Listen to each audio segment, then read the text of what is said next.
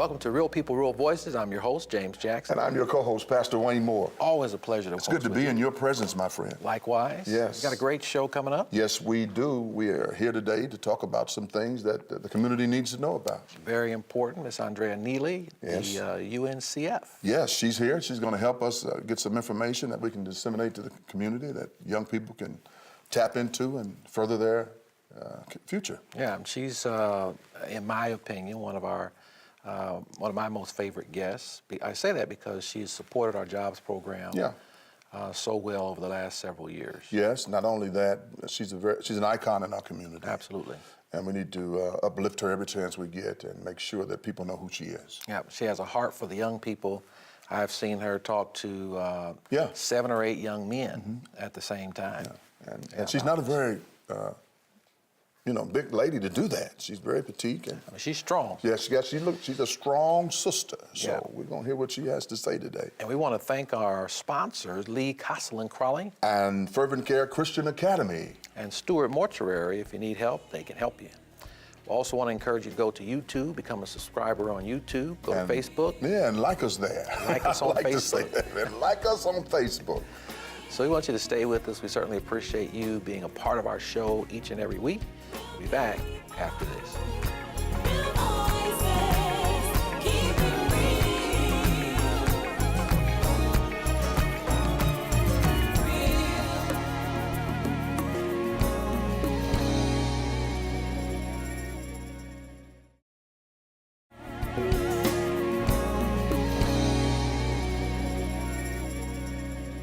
Welcome back to Real People, Real Voices. I'm your host, James Jackson. Co-host, Pastor Wayne Moore. And we're joined today by Miss Andrea Neely, Regional Development Director for the UNCF.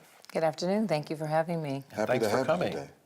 So talk to us about your responsibility as Development Director and how you got into it and how it is impacting our state. A wonderful journey in my career in which a lot of the work that I did was around affordable housing, low income, and empowering families. And so through that time in that space, I was approached about the position with UNCF and how befitting, because in my work in economic development, the one thing that was missing, whether the families did not complete high school, nor did they complete post-secondary education. And so you saw the cycle of not having education, which would remove them out of the challenges and really poverty. And so to be able to work for a national organization that is, in 2 years will celebrate 75 years, it was an honor because it was an opportunity to really asset build our children and our students who really are our future leaders. And so UNCF gave me that opportunity, and I can't believe it's been 12 years. I'm having so much fun. Time is definitely flying by to do one thing, and that is to make sure that our students are prepared to graduate from college with as little debt as possible. College is very expensive. And so UNCF has given me that ability not only in Indianapolis, but throughout the state of Indiana. And so for that, I am humbled and honored because it is a gift that keeps giving when you're educating someone that, it's with them at all times. It can never be taken away. It's not something that, as my father would say, once you're educated, it's yours. Nobody can take it away from you. They cannot. They cannot. Andrea, it's very challenging where college is concerned, certainly in Indianapolis and some of our communities, when websites like neighborhoodscout.com, the Survive folks, when they start looking at our communities, they see so many black folks who do not go to college, and that affects the ability for folks to earn money, folks to buy homes, and all of that. What kind of challenges have you all been faced with trying to get people and encourage them to use your resources and to utilize your resources to help them invest in their minds?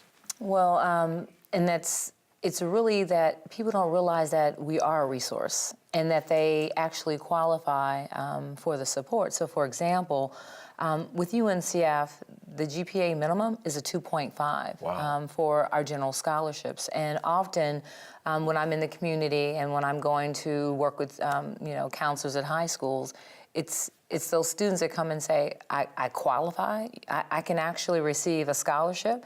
And that within itself says we've got a lot of work to do to let these young, bright, educated young men and young ladies know that your experience in life is a form of education. And now you put it with a degree and associates, you can definitely make a difference. However, not everyone is prepared to go to school. And so when you mentioned that what are the struggles and the challenges, is that really coming up with a strategy around education that fits, those students that will come and say, Mrs. Neely, I'm not ready to go. I'm not ready to go to college. I'm just not in that space. I would really like to work. So my comment is, then let's find a place that you can work that's going to pay for your education. And therefore, you are working towards the degree. It may not be now, but it's not like you won't. And if you begin to have a financial strategy, you're going to least likely to have the debt. And so, the challenge is really making sure that students and really families understand that we're a resource. We're a resource that is supporting of students that choose to go to HBCUs, historically black colleges and universities, or if they choose to stay here and go to an Indiana State school, including an Ivy Tech or Martin University. Our dollars follow the students, and the goal is to get them not only to college, before graduating as well. And so degree attainment is very important because that makes the difference. As you said earlier, there's a great demand for people to be educated, but there's also education from the standpoint that they can get certifications within the community. And then from there, again, it's building the capacity of the family to understand they have options and that it's not limited because there's resources and programs that will help them be successful. And so again, it's our relevancy. The challenge is making sure people understand that UNCF is still relevant. This is, 2018. We're going to be 75 years old in 2 years, and still people are going, Lou Rawls. That means we've got to deal with the generation that are twittering and on Instagram. What is their optics on UNCF? And so it's really speaking to the students that we're now reaching out to. At Providence Crystal Ray, we've got a wonderful intern. Her name is Jewel Johnson, and she's amazing. And she'll be with me for 2 years as an intern, and she's really working in her space that she's most comfortable with. What do you think that is for teens? Social media. Mm-hmm. So she is tweeting and twittering, and I guess I don't Twitter or tweet, but Instagram, Facebook. So she's putting the information out right now. As of February 1st, UNCF opens its portals for scholarships. And so she's making sure, her, network and her outreach, they're getting this valuable information, particularly those that are seniors, but also the sophomores and the juniors and the freshmen, so that they see what the requirements are for these scholarships, that they are competitive. Mm-hmm. And so even though the minimum requirement may be a 2.5, but you're going to have students that are they're performing at, a 3.6, a 3.5. Mm-hmm. And so 9 times out of 10, they just don't know we're a resource. They don't know that we're there. And are there age restrictions with regard to folks who want to go back to school? There's 25 years of age. You're going to have that, again, that cutoff. And it's really focused on ensuring, undergrad. So again, where are you in that cycle to be able to receive certain grants and scholarships? Not limited to, but again, majority of ours are really undergrad. And one of the things that you guys say is that HBCUs help to make America strong. How is that? Because it's simple. I'm an IU graduate. I didn't go to an HBCU. And so when I graduated, I had to go and have my transcripts reviewed by a counselor who just kind of checked the box. So I navigated for 4 years to receive my bachelor's degree in finance. You notice I said I navigated myself. Right. The difference is at an HBCU where I'm very proud that I have 2 daughters that have attended. I have one now at Xavier in New Orleans. And she says, Mom, I feel they're invested in me. And to notice the difference, she feels they're invested. IU, as long as my tuition was paid on time, my classes didn't get dropped, there was no encouragement or support that I felt they really wanted me to graduate. Smaller environment at Xavier, you know, it's 2,900. IU, 38,000. It's a big difference. And so our graduates come out with pride, with who they are and understanding that they can and will be successful. Xavier in New Orleans produces the highest number of PhD in pharmacy. So let's compete. Are the likelihood of your child will graduate with a pharmacy degree at Butler or a pharmacy degree at Xavier? Do you know at Xavier they actually have to swipe their ID? They take attendance in class. So they're focused on, in order for you to be successful, you have to be in class. You have to meet with your advisors. And so that's the difference, because those students that are graduating from an HBCU, they're the ones that are coming back and they're supporting their communities. You know, I have a success, I don't know if it's a success story, but my daughter. And let's take a pin right there. Okay. Because we want to hear about that. But we got to take a break. We'll be back after this.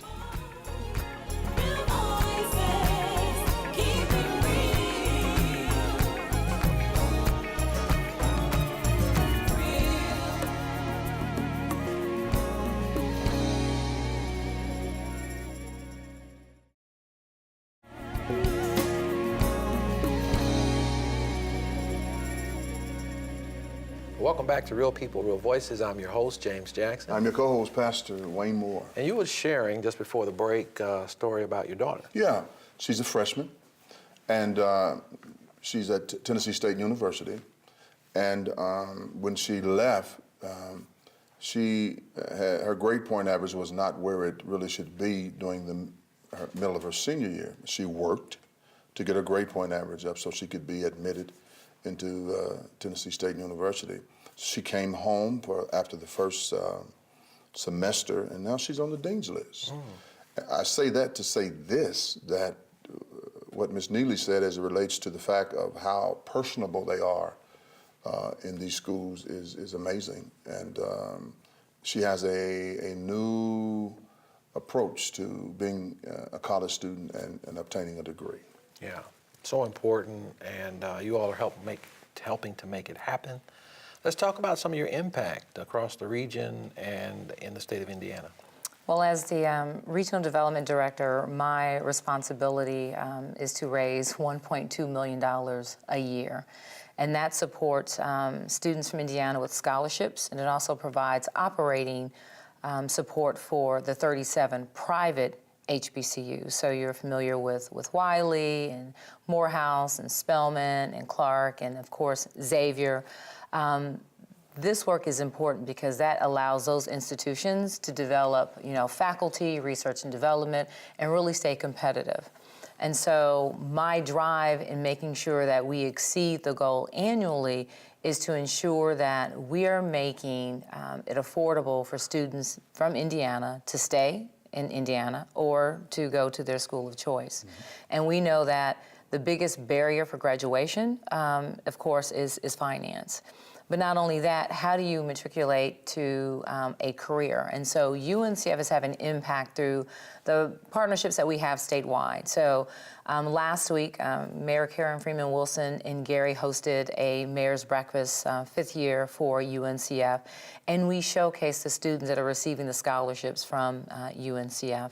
And then you go to Evansville. Evansville, we have a leadership council, and they raise dollars for scholarships for students from the southern part of the state. We also have a program in Fort Wayne. Recently launched last year with Parkview Hospital, the largest employer in Fort Wayne, invested close to $250,000 with UNCF with one goal in mind: taking a cohort of students who are graduate freshmen in college for the next 4 years, giving them a scholarship, and then the last 2 years an internship and a scholarship in the medical field. That's amazing. It's a pipeline. They're building a pipeline for students to actually get into a major and then complete and then actually become hired. That's the impact that UNCF is having. So it's 15-16, we invested more than $800,000 statewide for students from Indianapolis, but across the state of Indiana, of providing over 107 scholarships, and that's a great impact. And that includes students who are going to schools like DePaul that are receiving scholarships from a program that is called Fund 2. That is a $48 million investment by Robert Smith, the African-American billionaire, that he developed a program for students of color in the area of STEM. And so we have students at DePaul that are receiving those scholarships to go to an Indiana State school, but supported by a donor who's in New York. And that's inclusive of the program that we have with Anthem. It is a corporate scholar program where students receive a scholarship as well as a paid internship with the goal upon graduation they would be employed.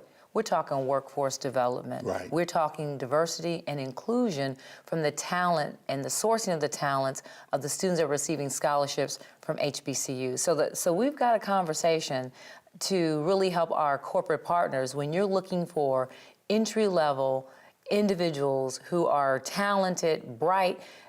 Guess what? UNCF is supporting those, not just in HBCUs, but at the IUs, the Purdues. And so for us, the goal is to educate to and through and to reduce as much debt as possible. That's one of our impacts. But we also know that if we're not paying attention to the students in the K through 12 space, then when they get on campus day one, if they're not prepared, you know what's going to happen? They're going to take remediation for 2 years. They're going to opt out or basically pick up debt if they don't graduate, because we did not do a service in educating them K through 12. We have put them in a worse situation that they go to college, pay 2 years for mediation, don't finish, and now they have the debt. They can't get the job to pay off the debt because they didn't complete their degree. Why? Because they weren't prepared day one to be successful on campus. So we're advocating with that work to say that within our schools, I mean, what does it take for our students to be successful? If they're failing, that means that student is not going to do well if they're failing, if they've got a failing school. So we need to make sure that our schools are held accountable and that they're performing, and that one type of school doesn't mean that everyone will be successful. So maybe it's vouchers, maybe it is charters, maybe it is private, and it's public. I'm proud to say I'm the last graduating class from Shortridge, the original, not the 2.1, the 2.5, but the original. You didn't go there. I had to, because Shortridge is there, but I was educated in IPS. And my parents, again, I'm the last of 7 children, so that was important to make sure that I did what was necessary, but I was in a school that was educating me. And so we've got to give teachers the opportunity to have some autonomy in their classrooms and controlling their staff and their team to ensure at the end of the day, as any parent, you want your child educated and ready to go to school day one when they land on someone's campus. Right now, it does not exist. We might as well face that. What you're talking about, it's very difficult in our community to make that exist right now, because our school system is in such an uproar. And we have to deal with it. A lot of people don't want to deal with it, but that's what it is. And because it's in an uproar, this is what we get. Well, I think what you're getting is change. Mm-hmm. Anytime you're faced with change, it's often difficult. UNCF has been doing work for the last, since 2012, and it's our advocacy work. And you know what we've been doing? We've just been having conversations with the community to say, when you don't know, you fill in the blanks. And sometimes there may be something good for you that you may think it's not because of who delivered and how they delivered that message. Mm-hmm. And it's important for UNCF, who we partner with, is to deliver those resources to our community. If you understand that your school is failing, yes, you may need to close that school. And I know you've got history and your grandparents, and if it's not serving the purpose of educating your child and getting prepared, then why keep it because it's got a sentimental value? if it is a new process and a program that's going to assure that the children coming behind yours will be educated, wouldn't you want that? Oh, I think so. yeah. I think it's the change. It's understanding the change for the better, and often, as you know, change it's not easy. Yeah. But as a parent, I'm going down swinging to ensure that my children and those that UNCF can support, they're getting the opportunity. And sometimes we don't know what we don't know until somebody brings it to our attention about alternatives to make things so much better. And often it's not the negative because it's different. Just because it's different doesn't mean it's bad. Not necessary. Right? Yeah. So folks who are watching at home who might want to get involved and help you all out, how would they do that? You can come to our website, www.uncf.org, and share the information. Here's an opportunity to provide a resource to students in your school, your church, your clubs, organizations. Right now, our portal is open, and so from February through June, it will consist of scholarships, internships that will allow students to find ways to underwrite their education without incurring enormous amount of debt. Yes, there will be some debt, but it'll also help parents not have those Parent Plus loans to ensure that they are, again, supporting their student without that debt. And that's because we have a resource. So again, spread the word, share the link, because it's something that will help not only students but also families. Yeah. Well, you've been a great guest today. Thank you. Thank you for coming. And thank you all for joining us. Stay with us. We'll be back with the rundown.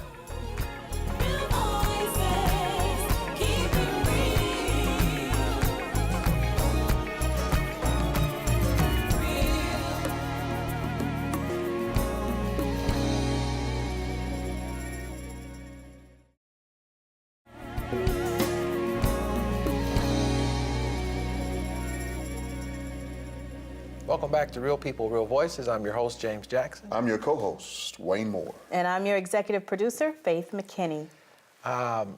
We want to thank our sponsors, Most definitely. Lee Castle and Crawley. Yeah, and we want to thank Fervent Prayer, Christian Academy, and Stewart Mortuary. Yeah. Yeah, if you need some help, they can help you.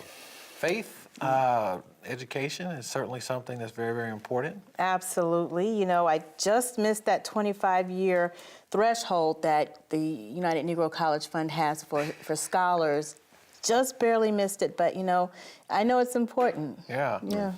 They're helping a lot of people. Yeah. And I can remember the commercials of Mine is a Terrible Thing to to Waste. And Lou Rawls doing his Yeah. thing. Yeah. But she added, but it's a great place to invest. But a great thing to invest in. Absolutely. And that's one of the things, you know, we're talking about the fact that when they do all these neighborhood statistics and they gather the information, you find that the more impoverished neighborhoods or the more impoverished cities or sectors of cities tend to be areas where there are no college degrees. Right. And to go to school out of high school with what she has to offer, 2.5, Yeah. can get you in college and a scholarship. That's phenomenal. People need to know UNCF. that. And possibly a job. right. Yeah, and possibly a job. Absolutely. It doesn't do any good if you have a degree without a job. Yeah, right.